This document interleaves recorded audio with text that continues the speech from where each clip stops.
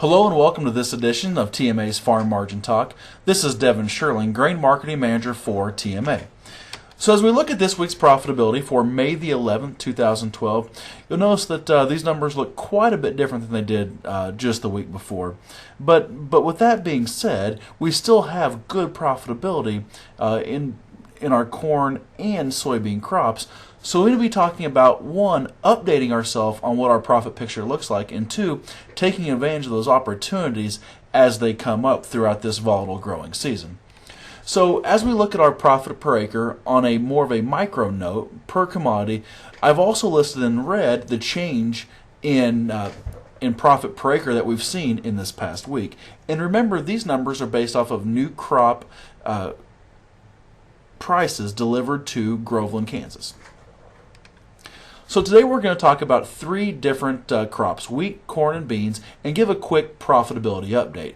So as we look at wheat profitability from 2008 to 2012, you'll notice that for the first time, really since July of 2010, we're in negative territory on our wheat. But that's based off of 45 bushel yield. But if you plug in a 55 bushel yield as your average, that comes out to a $45 an acre profit today. So my point is know what you have growing and protect where we're at today. And if you need help with that, feel free to contact one of our TMA grain marketing specialists. Now, moving over to corn, I pulled irrigated corn's profitability to give us an idea of where we're at today. And looking back, once again, you'll see that we're at the bottom side of ranges. But we're also coming into our historically more volatile time. So for those of you, number one, who have had sales that have been up in the upper quartile of our prices, now might be a great opportunity to be looking at minimum price contracts to capture any major market moves. You can do that with a very minimum expense, or just be looking at what your profit picture looks like with sales going forward. And you know that soybean planting is in full progress and swing here in central Kansas when even the RAV4 is out drilling soybeans.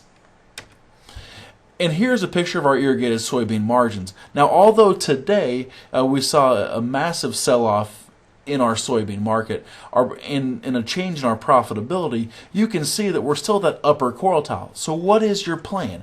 How are you going to capture and take advantage of the profits that are today, and also leave yourself with upside in this marketplace? So what's causing the market to move? Fallout from JP Morgan, big changes in our European market and unrest, wheat feeding here in central Kansas, how that's affecting our wheat-corn spreads, and then exiting of a major futures fund has put a lot of pressure on this market this past week. So for more additional information, feel free to contact your TMA grain marketing or crop insurance specialist.